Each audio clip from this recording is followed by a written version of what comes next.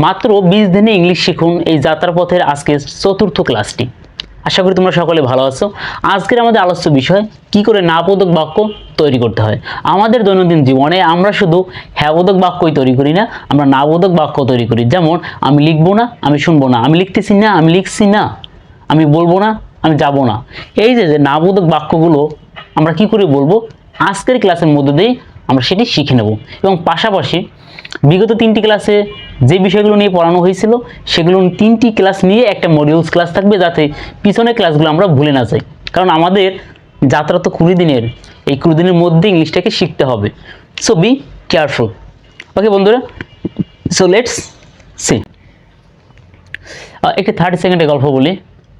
দেখুন, আমার জানাশোনা একটা বন্ধু, সে মোটামুটি 30-35 হাজার টাকা খরচ করে ঢাকায় এসে ইংলিশ শেখার জন্য আসছিল, কিন্তু সে ইংলিশ শিখতে পারেনি এবং তার বিদেশে যাওয়ার যাত্রাটিও হয়নি আসলে, এবং তার 30 হাজার টাকাই জলে।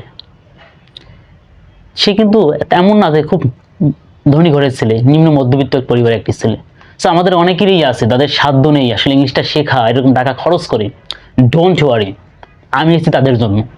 আমি তোমাদেরকে শেখাবো বিনা টাকায়, এবং আমার ক্লাসগুলো পাবে সব ফ্রি টিউটোরিয়ালসে। Okay, so let's see how to make negative sentence, কি করে নেগেটিভ বাক্য তৈরি করব। ওকে, এবং এই ক্লাসটিতে যারা আজকে নতুন আসতো তারা অবশ্যই এই ক্লাসটি দেখার পূর্বে আমার বিগত 3টি ক্লাস দেখে আসবে। প্লেলিস্টে পেয়ে যাবে মাত্র 20 দিনে ইংলিশ শিখুন সেই প্লেলিস্টে। ওকে, এছাড়া ডেসক্রিপশন বক্সে পেয়ে যাবে। How to make negative sentence, কি করে নেগেটিভ বাক্য তৈরি করতে হয়।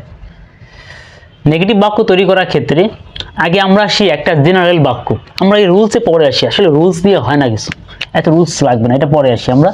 এর আগে আমরা বিগত 2টি ক্লাস করেছি, সেই ক্লাসগুলোতে একটু আসি, ফিরে যাই।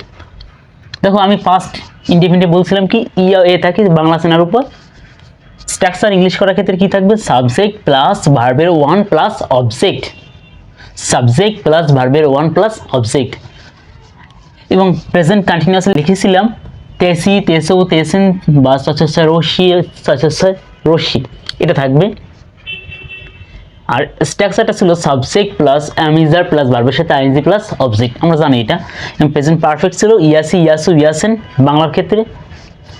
আর স্ট্রাকচারটা ইংলিশ করার নিয়মটা ছিল সাবজেক্ট প্লাস হ্যাভাস প্লাস ভার্বের 3 প্লাস অবজেক্ট, এটা আমরা জানি। এই রুলস, এই 3টি দ্বারা আমরা এটা একটু করে নিই। এটাকে আমি এইভাবেও বলছিলাম, তাদের মনে রাখতে অসুবিধা হয়, 1 নম্বর 2 নম্বর 3 নম্বর রুলস দ্বারাও মনে রাখতে পারি। সে কাজটি শুরু করতেছে, এটাকে আমরা একটু করি। সে কাজটি শুরু করতেছে, এটি কোন টেন্সে আছে দেখো, তেসি, তেসো, তেসেন থাকলে কি হয়, প্রেজেন্ট কন্টিনিউয়াস হয়। তাহলে প্রেজেন্ট কন্টিনিউয়াস থাকলে ফার্স্ট অফ অল আমরা সাবজেক্ট আনবো। তাহলে এখানে সাবজেক্ট আছে কি, সে, তাহলে আমি হি দিলাম। এরপর কি দিতে হবে, এম ইজ আর দিলাম এখানে ইজ, কারণ আমরা জানি কি এরপরে কি হয়, ইজ হয়, কারণ subject third person singular number হলে ইজ বসে, আর এরপরে এম বসে, অন্যথায় আর বসে। তাহলে এরপর ইজ দিলাম। এরপর আমার লাগবে কি, একটা ভার্ব লাগবে, ভার্বের সাথে আইএনজি। তাহলে ভার্ব কি, শুরু করা।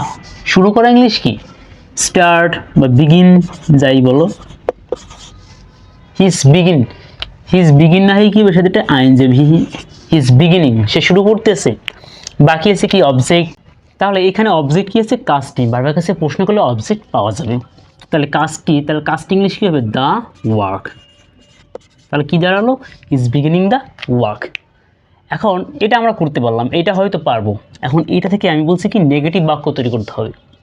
এখন আসি মূল কথায়।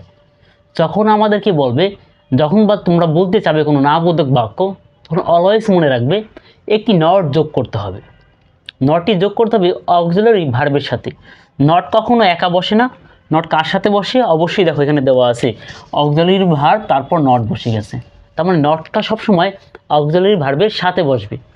ওকে, তাহলে এই বাক্যের সাথে দেখো, আমি যদি হি ইজ, এটা অক্সিলারি ভার্ব, এর সাথে যদি একটা নট দিয়ে দেই, অর্থাৎ অক্সিলারি ভার্বের সাথে যদি একটি নট দিয়ে দেই, তখনই সেটা কি হবে, নেগেটিভ হয়ে যাবে। তাহলে হি ইজ নট বিগিনিং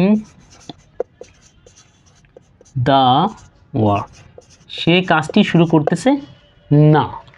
এবার দেখো, আমি যদি এটা একটু করি, তারা আমাকে নিষেধ করেছে,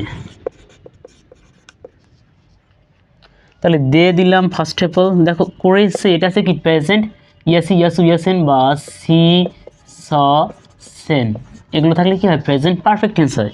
তাহলে হি দের পরে কি হয় হ্যাভ হয়, কারণ থার্ড পারসন সিঙ্গুলার নাম্বার হলে হ্যাজ হয়, অন্যথায় হ্যাভ হয়। দে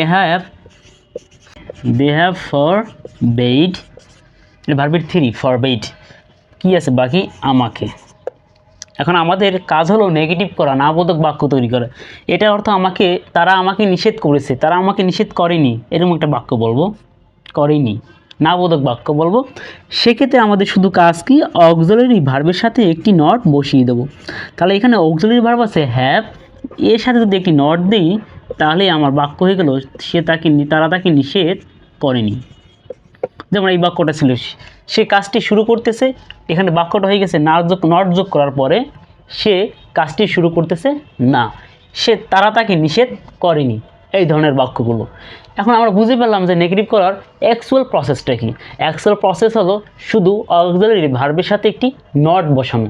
তবে ঝামেলাটা বাজায় হলো এটার ক্ষেত্রে, এই প্রেজেন্ট ইনডেফিনিটের ক্ষেত্রে, সে আমাকে ডাকে, সে আমাকে ডাকে, বাক্যটি কোনটায় আছে, একটা দুটো তিনটের মধ্যে অবশ্যই ডাকে কথাটা আছে, তাহলে কি হবে প্রেজেন্ট ইনডেফিনিট, বর্তমানে ডাকে। তাই আমি দিলাম ফার্স্ট অফ অল সাবজেক্ট দিলাম হি দিলাম, এরপর কি দেবো ভার্বের 1, ডাকা ইংলিশ হলো কল এবং আমাকে ইংলিশ হলো মি। বাট এখানে কল দিলেই হবে না, কারণ আমরা জানি subject third person singular number হলে বা কি করিম রহিম কারো নাম, হি সি ইট এগুলো থাকলে কি দিতে হয় অ্যাস যোগ করতে হয়, একটি দিলাম, একটি অ্যাস যোগ করলাম। এখন যদি এটাকে নেগেটিভ করতে যাও, যদি বলি এটাকে এখন নেগেটিভ করো, কি করে করবে, এখানে কি কোনো অক্সিলারি ভার্ব আছে, নেই তো, অক্সিলারি ভার্ব নেই।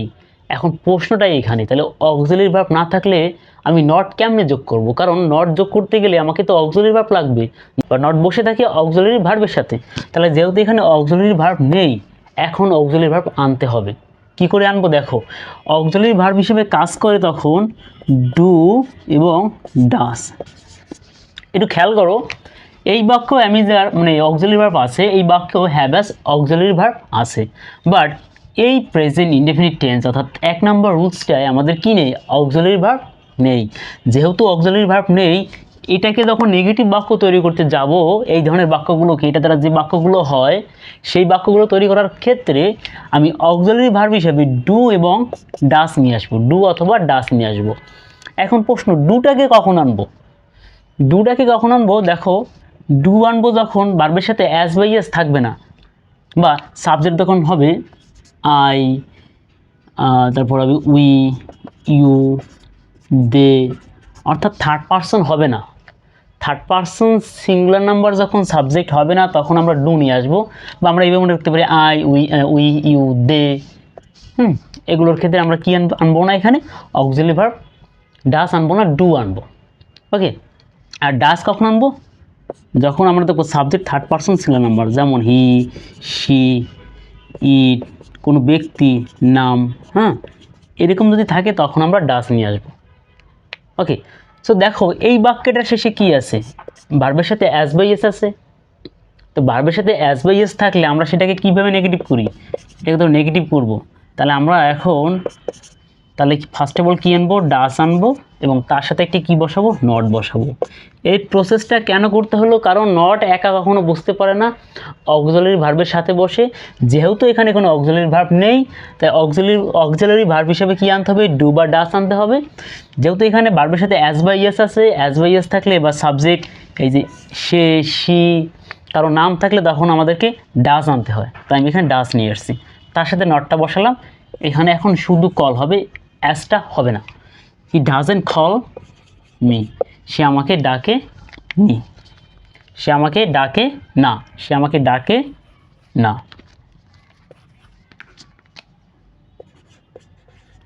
এখন আমরা তো এটাই আসি, তারা আমাকে ডাকে, এটাই গেছে এবার।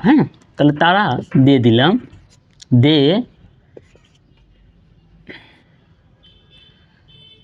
দে কল মি। এখন কিন্তু ভার্বের সাথে অ্যাজ বা ইয়েস হবে না, কারণ হলো এখন সাবজেক্টে কি নেই, থার্ড পারসন সিঙ্গুলার নাম্বার নেই। বা দেখো কখন অ্যাজ বাই এস হয়, হি শি ইট, কারণ নাম থাকলে সেগুলোর মধ্যেই নেই, তাহলে এখানে অ্যাজ বাই এস হবে না।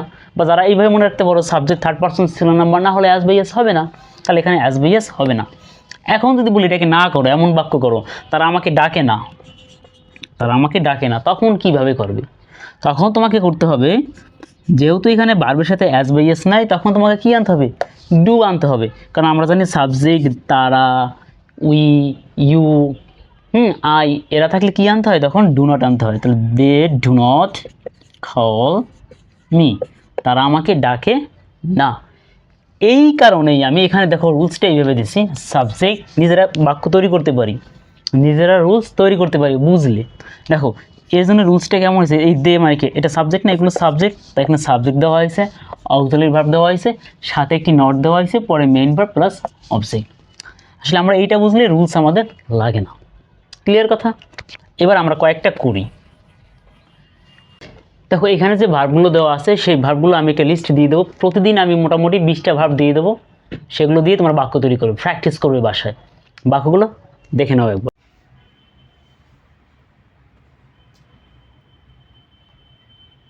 আমার বাবা আমাকে শিক্ষা দেয়, তাহলে এই বাক্যটা গিয়ে কোনটায় আছে? দেখো প্রেজেন্ট ইনডেফিনিটে আছে। তো এই ক্ষেত্রে আমাদেরকে ফার্স্ট অফ অল ভাবতে হবে এটাকে ট্রান্সলেশন করো, যে আমার বাবা, তাহলে সাবজেক্ট কী আছে? মাই ফাদার, মাই ফাদার, আমার বাবা শিক্ষা দেয়, তাহলে ভার্বের ওয়ান হবে, তাই তো? শিক্ষা দেওয়া ইংলিশ কি? Teach. Subject third person singular number হলে তখন অ্যাজ বাই এস যোগ হয়, মাই ফাদার এখানে সিঙ্গুলার, তাহলে এখানে আমি দিলাম টিচেস, কাকে দেয়? আমাকে দেয়, মাই ফাদার টিচেস মি, হয়ে গেল। এখন আমি বললাম এটা আমার বাবা আমাকে শিক্ষা দেয় না, তখন কি করে বলবে?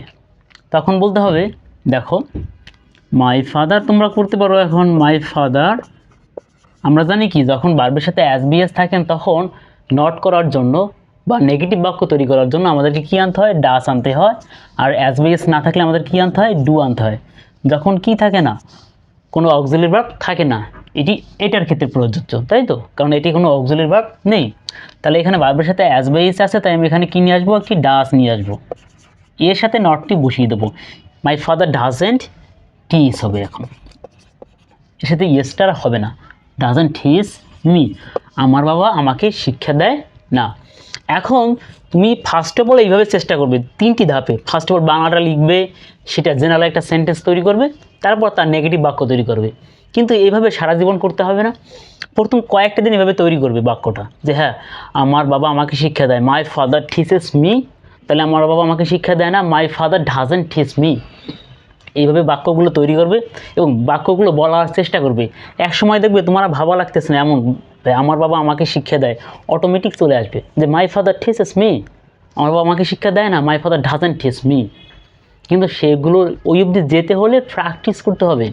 এবার আমি একটা দেখাচ্ছি, দেখো তারা আমাকে মেরেছে, করে ফেলো, তারা আমাকে মেরেছে, তাহলে দে, এটি কোন টেন্সে আছে? দেখো প্রেজেন্ট পারফেক্ট টেন্স, মেরেছে, হয়তো কিছুক্ষণ আগে মেরেছে, তাহলে দে এরপরে কী হবে? হ্যাভ হবে, দে হ্যাভ বিটেন, বিট মানে মারা, বিটেন হবে, বাক্যগুলো দেওয়া থাকবে। দে হ্যাভ বিটেন মি, ভিডিওর ভিতরেই দেওয়া থাকবে, দে হ্যাভ বিটেন মি, তারা আমাকে মেরেছে, তারা আমাকে মারিনি, তারা আমাকে মারিনি। এখন আমি না বোধক বাক্য তৈরি করব, এটা একদম সোজা, কারণ এখানে অক্সিলারি ভার্ব আছে হ্যাভ্যাজ, তার সাথে একটা নট বসিয়ে দাও, তাহলে নেগেটিভ হয়ে গেল, দে হ্যাভেন্ট বিটেন মি, তারা আমাকে মারে নি।